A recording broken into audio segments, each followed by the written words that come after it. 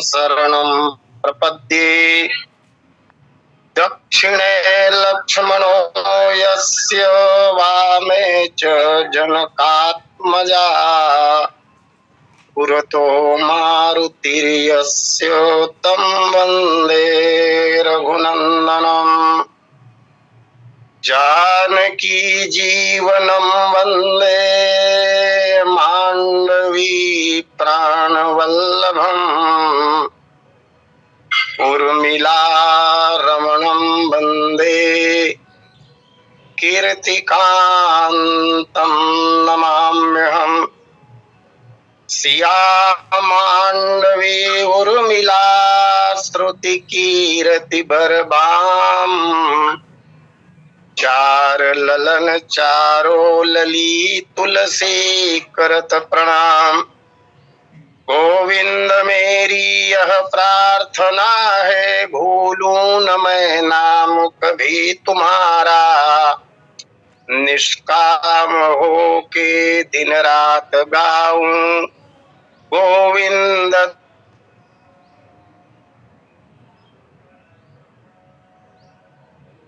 कंठ काले मम सामने हो, बंसी बजाते मन को लुभाते। गाता यही मैं तननाथ त्यागूं।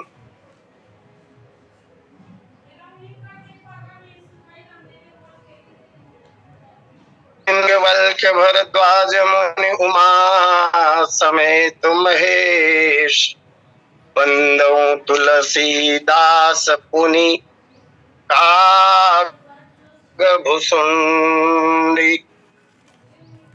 मंदोदरी नामा परम सुंदरी। नारी ललामा। बोलिए सियावर रामचंद्र की जय। अनंत कोटि ब्रह्मांड नायक भक्त वांछा कल्पतरु गुण गण निलय भक्त वत्सल शरणागत वत्सल।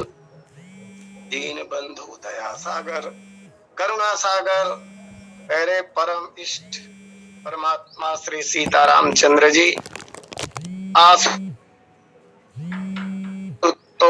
जी, कपीश्वर अंजनी नंदन हनुमान जी महाराज एवं युग पुरुष गोस्वामी तुलसीदास जी महाराज, श्री राम कथा सत्संग लिंक से जुड़े हुए समस्त समादरणीय महानुभावों, अर्चनीय वंदनीय पूजनीय माताओं तथा बहनों, इस कार्यक्रम के संयोजक एवं संचालक आदरणीय पटेल जी, आज के प्रथम एवं द्वितीय लिंक के वक्ता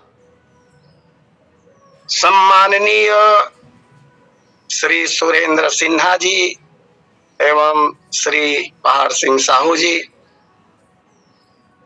आइए पूर्व दोनों वक्ता महान भावों के श्रीमुख से बहुत सरस कथा का पान हम लोग कर रहे थे।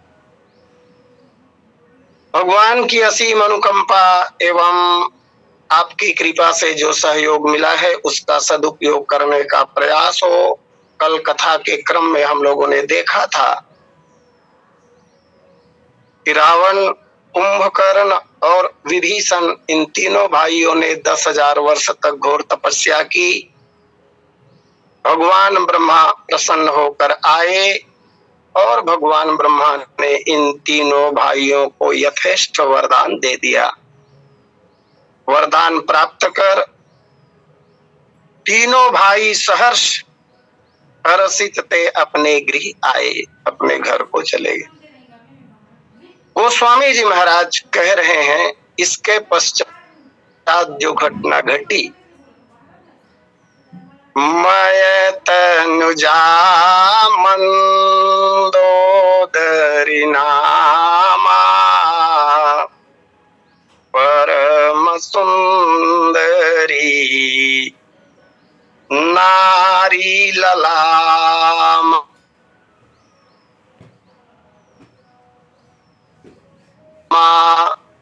मैं तनुजा, मैं दानव की बेटी जिसका नाम मंदोदरी था,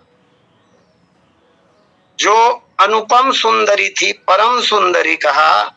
परम सुंदरी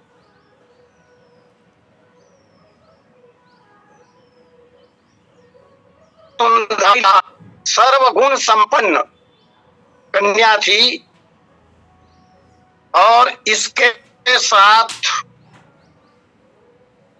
रावण का विवाह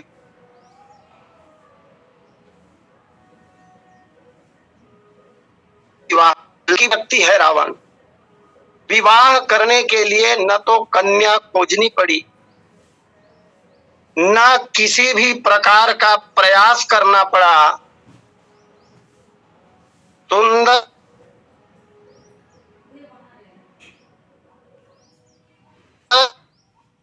पत्नी, सुंदर और गुणवती पत्नी को करते हैं।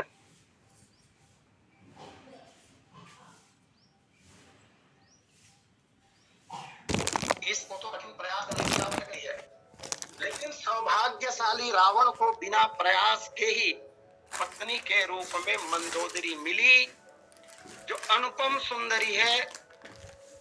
ऐसा कहा जा सकता है कि सांसारिक महिलाओं में, सांसारिक कन्याओं में उन दिनों सर्वाधिक सुंदर अगर कोई कन्या थी तो वो थी मंदोदरी, क्योंकि गोस्वामी जी महाराज ने परम सुंदरी कहा है। सुपरलेटिव डिग्री का प्रयोग है, इसके आगे कुछ होता नहीं है। तो सांसारिक स्त्रियों में सर्वाधिक सुंदर है यह, और बड़े बाप की बेटी है। रावण को खाली पत्नी मिल रही है ऐसा नहीं है। आइए मैं निवेदन करूं, ये मैं दानव की पुत्री है। थोड़ा सा मैं के बारे में कुछ मैं कहना चाहूंगा। ये मैं दानव महर्षि कश्यप और दीति की संतान है। बहुत ऊंचे खानदान का व्यक्ति है।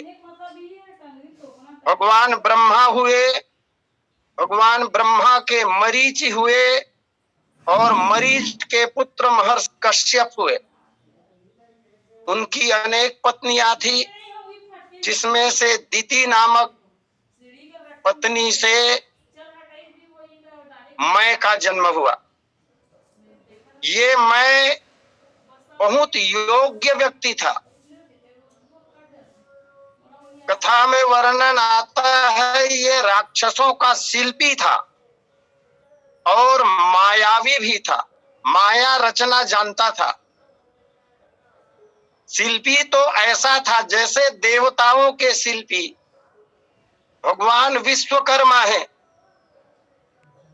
भगवान श्री राम की सेना में भी 2 शिल्पी हैं, यद्यपि वे विश्वकर्मा के ही पुत्र हैं। नल और नील जिनका नाम है, ये वानरों के शिल्पी हैं।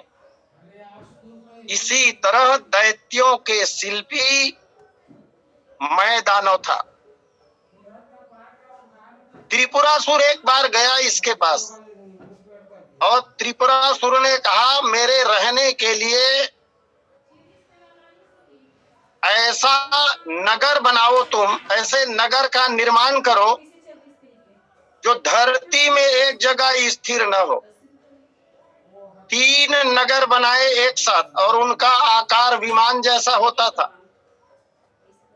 विमान जैसा नगर 3 पुर एक साथ बना के जोड़ दिया। धरती के ऊपर आसमान में ये नगर विमान जैसा उड़ता रहता था। जहां त्रिपुरासुर रहा करते थे उसको बनाने वाला ये मैं दानव ही था। इतना ही नहीं, महाराज युधिष्ठिर के कहने पर महाराज युधिष्ठिर ने कृष्ण से कहा, श्री कृष्ण मेरे लिए सर्वगुण संपन्न एक सभा भवन बनवा दीजिए ना, बोलकर मैं दानव से। तो धर्मराज युधिष्ठिर के लिए कृष्ण के कहने पर सर्वगुण संपन्न धर्म सभा का निर्माण भी इसी ने किया था। इनका कला कौशल देवता, दानव और मानव के संदर्भ में यदि देखा जाए तो संपूर्ण कला कौशल का आदर्श नमूना हुआ करता था। और अर्जुन को इन्होंने ही देवदत्त नामक शंख दिया था। वृषपर्वा की गदा भीम को इन्होंने ही दी थी। ब्रह्मा जी के द्वारा बनाए हुए लंका का पुनर्निर्माण, लंका की सजावट इन्होंने ही की थी। और कभी मैंने कथा सुनी थी, अशोक वाटिका का निर्माण भी मैदानों के द्वारा ही हुआ था, जो धरती के नीचे थी, जहां प्रकाश की समुचित व्यवस्था थी। इसीलिए तो लंका के कोने कोने छान मारने के बाद भी आंगने हनुमान जी महाराज अशोक वाटिका न पहुंच पाए। विभीषण से पूछना पड़ा उन्हें। और गोस्वामी जी महाराज कहते हैं, जुगुति विभीषण सकल सुनाई, चले पवन सुत विदा कराई। अशोक वाटिका में जाने के वो सारे युक्ति विभीषण जी ने बताया। लंका के रहने वाले लोगों में भी सब लोगों को पता नहीं था कि अशोक वाटिका का द्वार कहां से और कैसे खुलता है। यह तो केवल रावण जानता था, विभीषण जी जानते थे, और रावण का ज्येष्ठ पुत्र इंद्रजीत, मेघनाथ और अक्षय कुमार ये जानते थे। जिन लोगों की तैनाती वहां थी उन लोगों को पता भर था, वहां तैनात हुए गए। हाँ, त्रिजटा को ज्ञात था, आदि कतिपय लोग ही जानते थे। इसलिए हनुमान जी महाराज को पूछना पड़ा। इतना बड़ा कौशल निर्माण के संबंध में संभवतया अपने जमाने में ये दुनिया का प्रथम व्यक्ति रहा होगा। उसकी बेटी ही मंदोदरी, नाम से ही पता चल रहा है। यद्यपि गोस्वामी जी महाराज ने आगे स्पष्ट किया है परम सुंदरी कहकर। मंदोदरी मंद उदर वाली अर्थात पतली कमर वाली। यद्यपि उदर का अर्थ पेट होता है, लेकिन कटि प्रदेश के लिए भी इस शब्द का प्रयोग साहित्य में हुआ है। इस शब्द की व्याख्या में यही लिखा हुआ है। और पतली कमर जो है वो सुंदरता का सूचक है, द्योतक है, इसलिए उस कन्या का नाम मंदोदरी है। तो यह मैं दानव की बेटी है, मैं तनुजा, नाम है मंदोदरी। इसके दो बेटे भी हैं, एक का नाम है मायावी और दूसरे का नाम है दुंदुभी। दो बेटे और एक बेटी। मंदोदरी नाम देकर गोस्वामी जी महाराज ने उत्तम कुल की ओर संकेत किया। बिना प्रयास के उत्तम कुल की कन्या घर बैठे इसे प्राप्त हो रही। कितना सौभाग्यशाली। मंदोदरी नामा उत्तम कुल की बेटी है ये। और कुलांगना उत्तम कुल की बेटी को कौन पसंद नहीं करेगा, सब लोग चाहते हैं। लेकिन कभी मैंने एक श्लोक पढ़ा था, चाहते तो सब लोग हैं लेकिन मिलता किसी किसी को है। उसका कारण है, और वो श्लोक ये कह रहा है, पूर्व जन्मार्जिता विद्या, पूर्व जन्मार्जिता धनम, पूर्व जन्मार्जिता नारी अग्रे अग्रे धावती। विद्या सब लोग प्राप्त करना चाहते हैं, कोई मूर्ख होना नहीं चाहता, लेकिन मिलता किसी किसी को। पूर्व जन्मों के पुण्यों के कारण लोग विद्यावान होते हैं, विद्या की प्राप्ति होती है। पूर्व जन्मार्जिता विद्या पूर्व जन्मार्जिता धनम। धनवान सब लोग होना चाहते हैं, लेकिन कोई कोई धनवान हो। यह भी पूर्व सत्कर्मों का परिणाम है। इसी तरह पूर्व जन्मार्जिता नारी अग्रे अग्रे धावती, आगे आगे चलते हैं, दौड़ते हैं। कितना पुण्यशाली रहा होगा, रावण की मंदोदरी जैसी पत्नी उसे प्राप्त हो रही है। और ये मंदोदरी सर्वगुण संपन्न महिला है। दर्शन दुर्लभ है ऐसी महिलाओं का। इनका नाम पंच कन्याओं में गिना जाता है। अहल्या, द्रौपदी, कुंती, तारा, मंदोदरी तथा पंचकम न स्मरे नित्यम महापातक नाशनम। अहिल्या, द्रौपदी, कुंती, तारा और मंदोदरी, ये पंच कन्याएं हैं। पंच कन्याओं का दर्शन शुभ माना जाता है। पंच कन्याएं कभी असत्य भाषण नहीं करती। और एक बड़ी विशेषता, पंच कन्याएं सदैव कन्या भाव में रहती हैं। ये बड़ी विशेषता है इनकी। तो पंच कन्याओं में गिनी जाने वाली मंदोदरी पत्नी के रूप में प्राप्त हो रही है।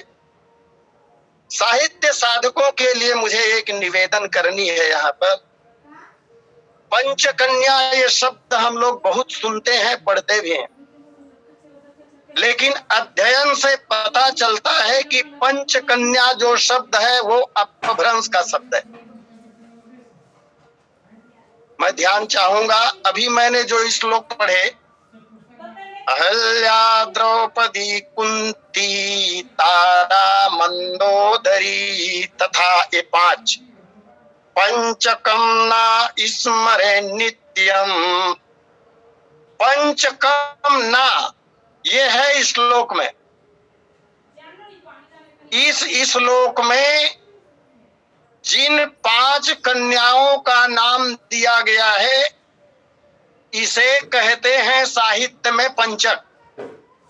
इस पंचक का जो स्मरण करेगा, इस पंचक को जो गाएगा, इस पंचक की जो पुनरावृत्ति करेंगे, अर्थात इस श्लोक का जो लोग पाठ करेंगे, उनका महापातक नाशनम, ये अर्थ है।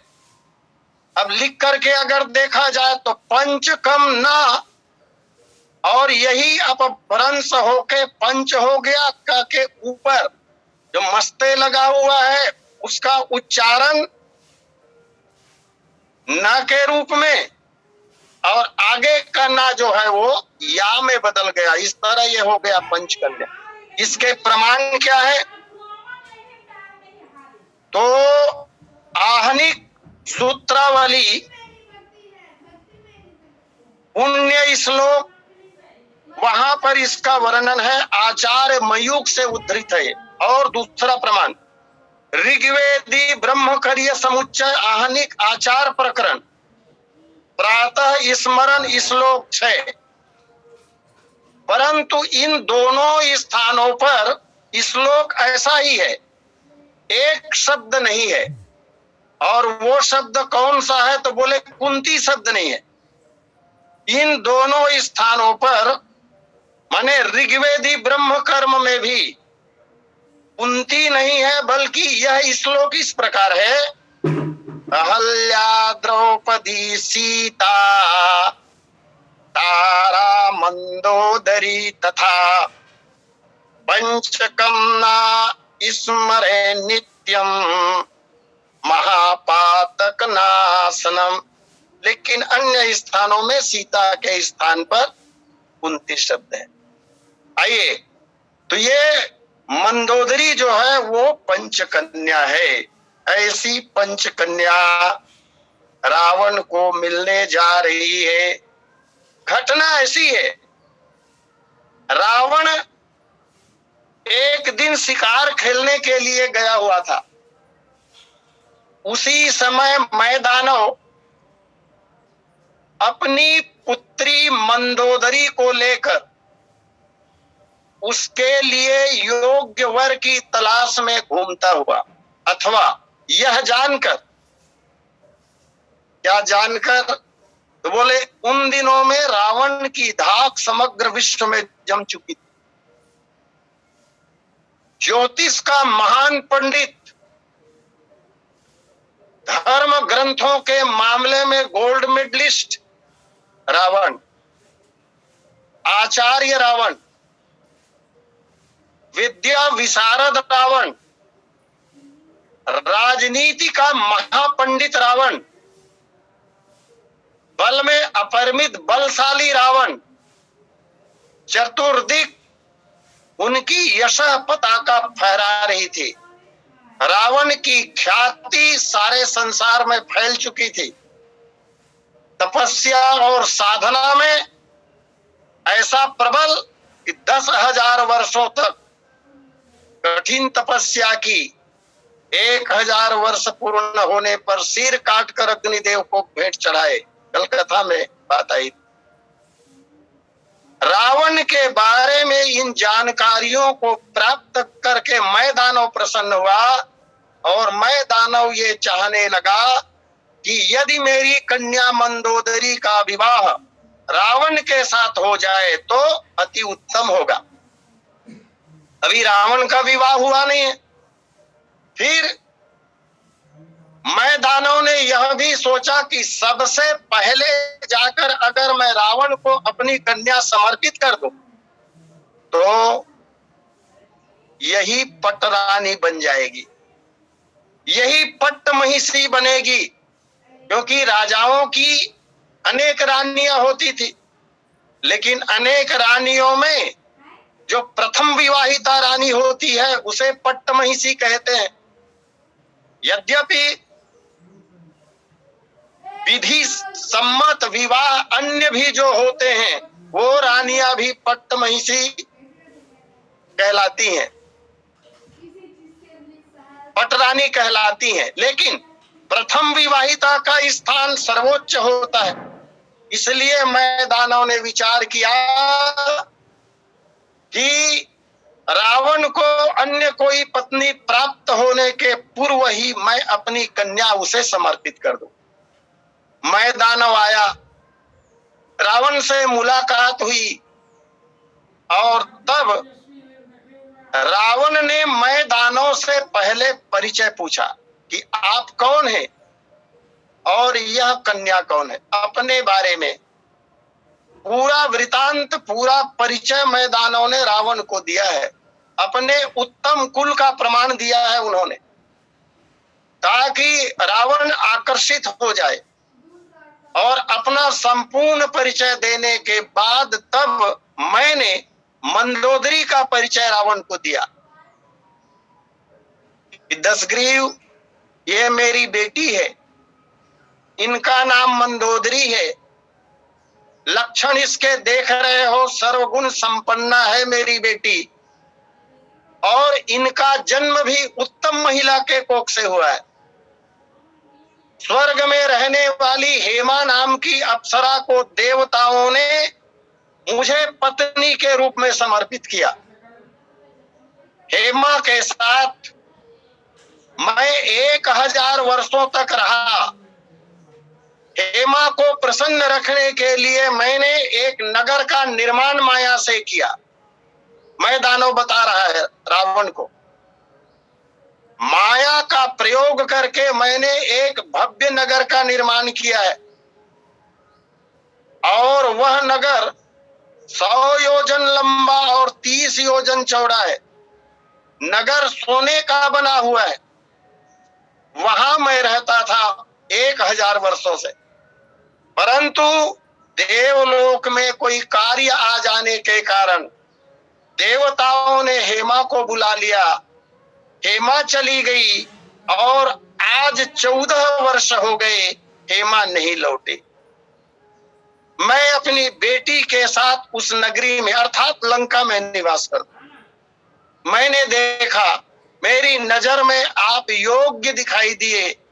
मैं चाहता हूं कि मेरी बेटी का हाथ आप स्वीकार करें।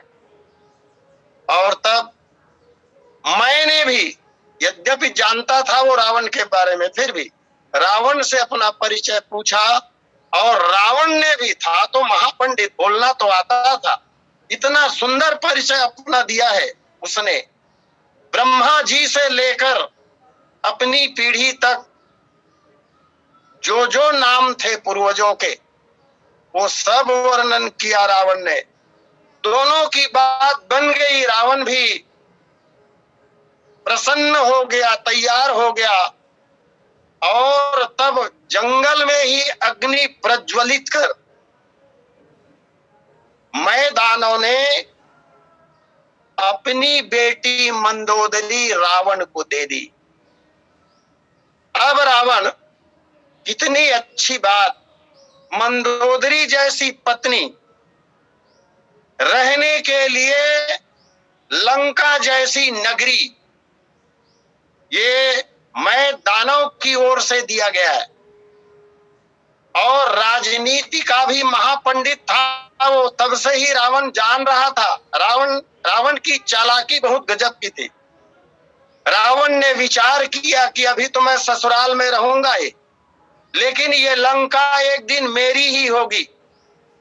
यद्यपि मंदोदरी के दो भाई हैं, मायावी और दुंदुभी, और चालबाजी करके, बाली से मित्रता करके, बाली से संधि करके, वानर राज बाली से, दोनों भाइयों की हत्या रावण ने ही करवाई। दुंदुभी की हत्या बाली ने पहले की, और बाद में कथा आती है कि वो मायावी आधी रात के समय जाकर किष्किंधा में बाली को ललकारा, और उस घटना में मायावी की भी मृत्यु हो जाती है। इस तरह अपने मार्ग से मायावी और दुंदुभी दोनों को हटाने का काम भविष्य में रावण ने किया, और इस तरह रावण लंका का अधिपति बन बैठा। तो मैं तनया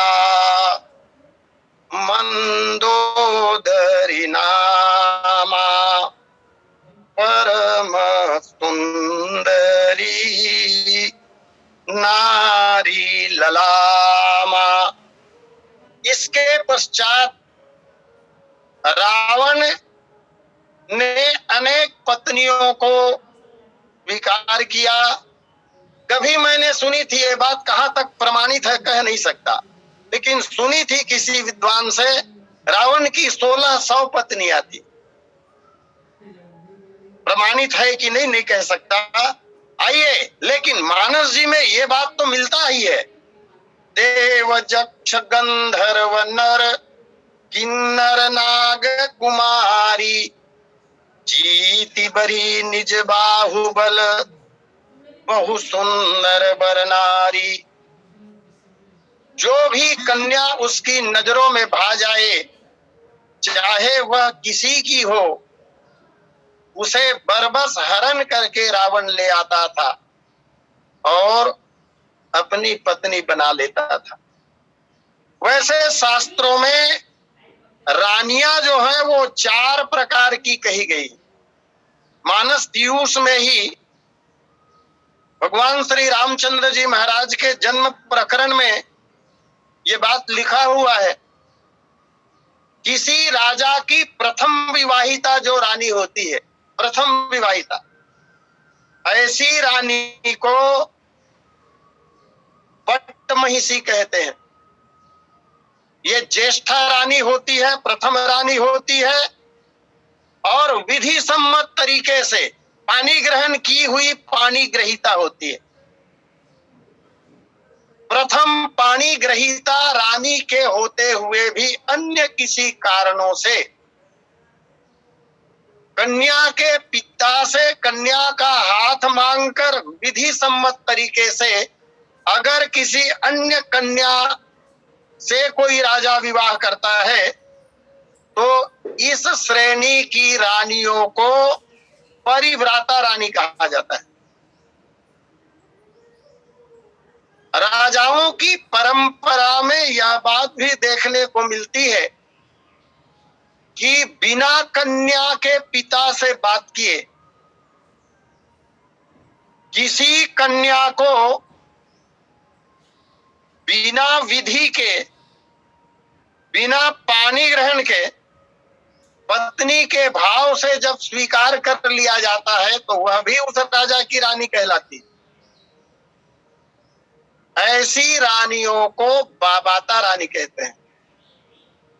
और एक चौथे प्रकार की रानी और होती है, महलों में कार्य करने वाली दासी, जिसमें कभी कोई राजा गर्भ स्थापित कर दे, गर्भाधान कर दे, उसे रानी के रूप में अंगीकार कर ले, तब ऐसी रानी को पाला कली रानी कहते हैं।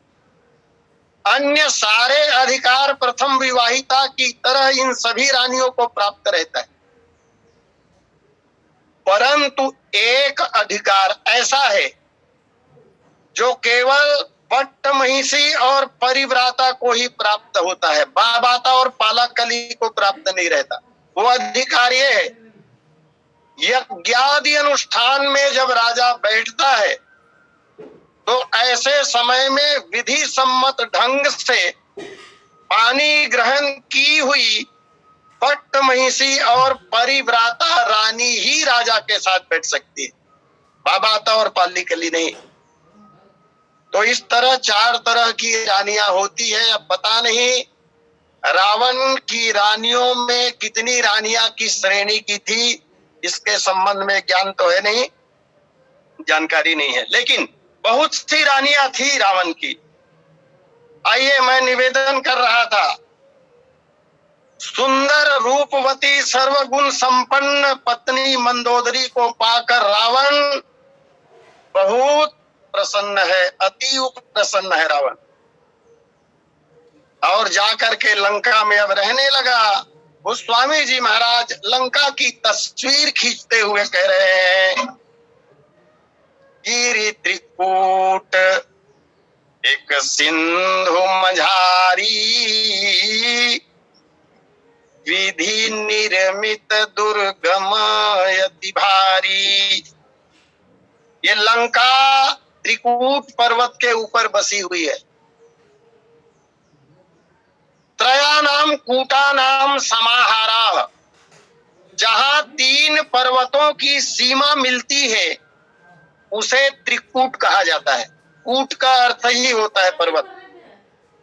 तीन पर्वतों की सीमा जहां मिले आपस में वो त्रिकूट है। अथवा विद्वानों ने कहा यहाँ तीन कूट है ही। एक पर्वत का नाम है सुबेल, एक पर्वत का नाम है सुंदराचल, और लोग कहते हैं कि एक पर्वत का नाम है महेंद्राचल। इन तीनों की सीमा मिलती है, उसी के ऊपर में लंका बसी हुई है।